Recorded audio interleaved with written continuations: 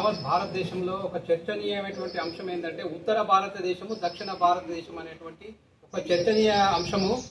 ఏదైతే కేంద్ర ప్రభుత్వము డీలిమిటేషన్ అనేటువంటి సబ్జెక్ట్ ఏదైతే ముందుకు తీసుకొచ్చిందో దాంతో ఉత్తర భారతం దక్షిణ భారతం అనేటువంటి ఎజెండా పైకి వచ్చింది.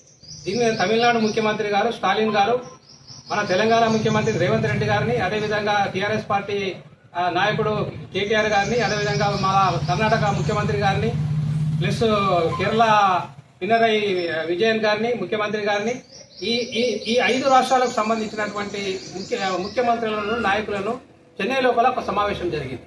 అయితే ఇక్కడ నా ప్రశ్న ఏంటంటే ఇక్కడ మనం ఒకటి గమనించాల్సిన విషయం అసలు ఏంటి అంటే అసలు దక్షిణ భారతదేశం అని అంటే ఎక్కడి వరకు దక్షిణ భారతదేశం ఇది ముందు నిర్ధారణ జరగాలి.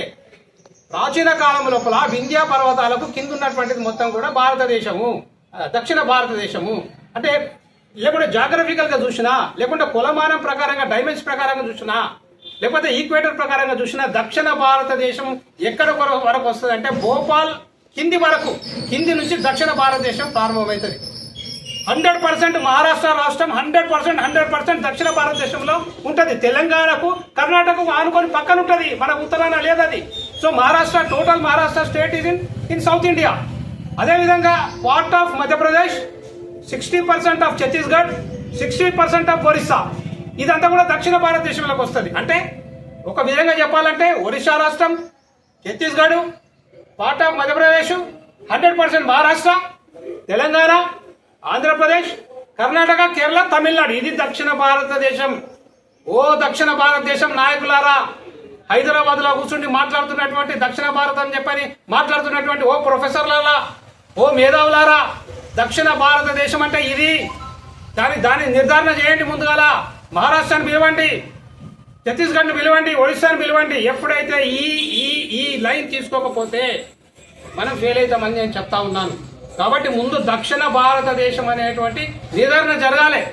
జరిగిన తర్వాత ఆ వేట్ అనేటువంటిది వేరే ఉంటుంది. అప్పుడు మనం డీలిమిటేషన్ గురించి మాట్లాడాలి. రాజ్యాంగ నిర్మాత బాబాసాహెబ్ అంబేద్కర్ గారు వారు రచించినటువంటి గ్రంథం స్టేట్స్ అండ్ మైనారిటీస్ లోపల ఆ రోజు చెప్పిండు, ఈ దక్షిణ భారతదేశం మీద ఉత్తర భారతదేశం యొక్క డామినేషన్ తగ్గాలంటే ఉత్తర భారతదేశంలో ఉన్నటువంటి పెద్ద రాష్ట్రాలన్నింటినీ, ఉత్తరప్రదేశ్ కానీ బీహార్ను కానీ చిన్న రాష్ట్రాలుగా చేయాలి. ఉత్తరప్రదేశ్ ను 4 రాష్ట్రాలుగా చేయాలన్నాడు, బీహార్ను 3 రాష్ట్రాలుగా చేయాలన్నారు.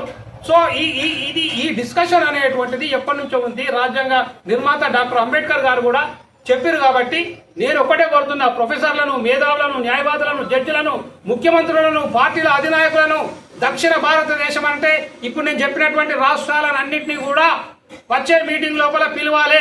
అవసరం వస్తే మేమే ప్రజామిత్ర ప్రోగ్రెసివ్ డెమోక్రటిక్ ఫ్రంట్ దక్షిణ భారతదేశం అంటే ఏంటిది అనేటువంటి అంశం మీద హైదరాబాద్ నగరం లోపల నెక్స్ట్ మంత్ లోపల మేము ఒక సెమినార్ కండక్ట్ చేసి ఈ అవేర్నెస్ తీసుకురావడానికి కృషి చేస్తామని తెలియజేస్తూ, దీన్ని తెలంగాణ ప్రజలందరూ కూడా ఆలోచించాలని చెప్తూ, ముఖ్యమంత్రి రేవంత్ రెడ్డి గారు ఆలోచించాలని చెప్తూ అందరికీ నమస్తే, జై భీమ్, జై భారత్.